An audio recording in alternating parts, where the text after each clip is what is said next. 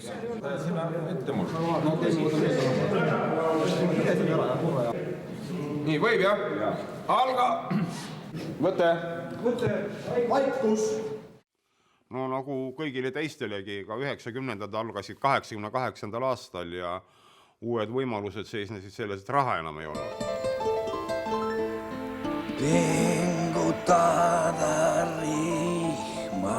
Ja nii palju oligi, et siis tekkis ju see aeg, kui filme tuli väga vähe ja selgus ühe korraga see, et Nõukogude ajal eksisteeris üks ebaõiglus ja nüüd hakkas eksisteerima teine ebaõiglus. Ja tegelikult paljud inimesed lagunesid, kõik need põllumajandusühistud ja lagunesid ka need meie stuudiod, kus on tänapäeval Tallinn Film, mida ta teeb, kus on telefilm, teda lihtsalt enam ei ole. Peamiselt inimesed leidsid endale elatust selles, et hakkasid käima välismaa filmigrupid. Ma olen ise ringi jooksnud niisuguse filmi veel ruupor käes, nii et jalad villis, eks ole.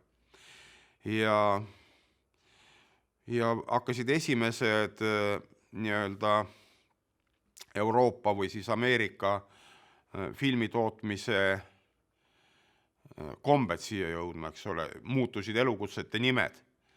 Siis olid meil teised režissöörid ja filmidirektorid, siis nüüd on First ID-d ja producerid, eks ole. Kui rääkida üldse 90-ndast, siis esimene pool oli filmi põud, teine pool oli nagu see, et raha hakkas juba natuke rohkem liikuma ja mingil moel oli Eestis konkreetselt Läti ja Leeduga võrreldes nagu veidi rohkem raha, nii et kui me siis hakkasime koostööfilme tegema, siis me olime nagu natukene rahaliselt paremas seisus ja hakkasid need kontaktid tekkima, hakkasid tegema ühisfilme ja üleüldse aru saama, mis asi see on. Istun aknal. Esimest korda elus, mis iseloomustab 90-ndad, tekkisid tõeliselt iseseisvad stuudiod, täiesti iseseisvad niisugused tootjad ja osa neist on võib-olla isegi tänase päevani alles jäänud, nii et see oli nagu nende sünniaeg.